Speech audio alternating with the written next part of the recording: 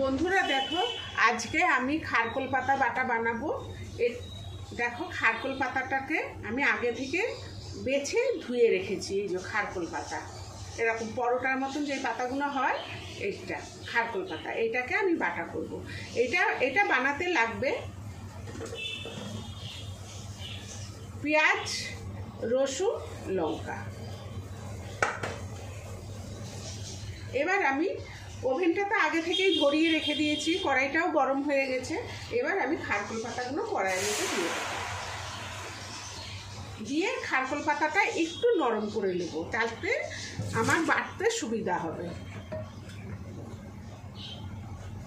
দেখো, আমি পাতাগুলোকে নরম করে নিচ্ছি।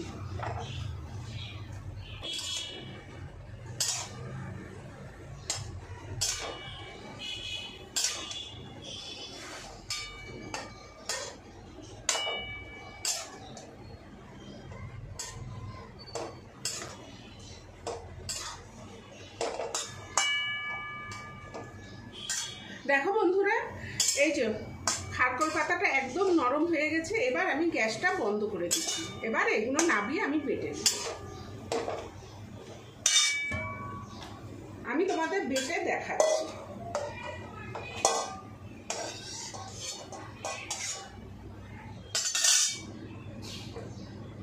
এটার সঙ্গে বাটবো রসুন আর লঙ্কা, একসঙ্গে দিয়ে বেটে নেব।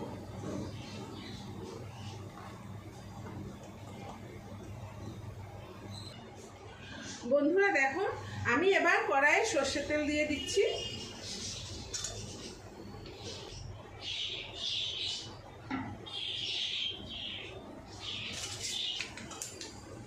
এবার এই পেঁয়াজ কুচিগুলো দিয়ে দেবো।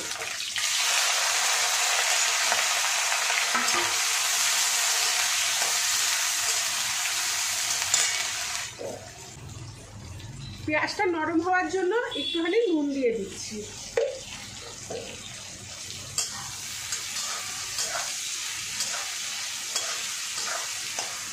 পেঁয়াজটা নরম হয়ে গেছে। এবার আমি খারকোল পাতা বাটাটা দিয়ে দেবো।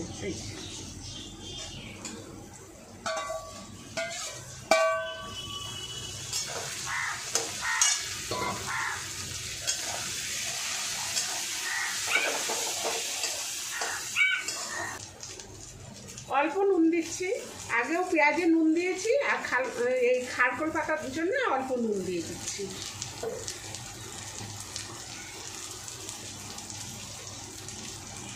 আর হলুদ।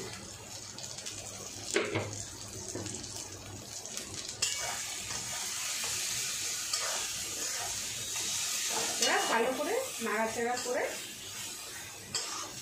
ভাজা ভাজা করে নিতে।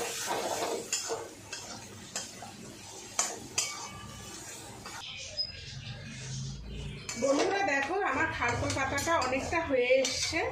এরকম করে ভাজা ভাজা মতন করে নিয়েছি।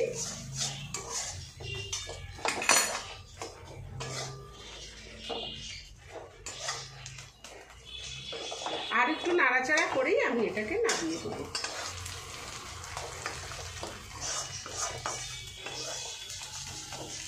দেখো,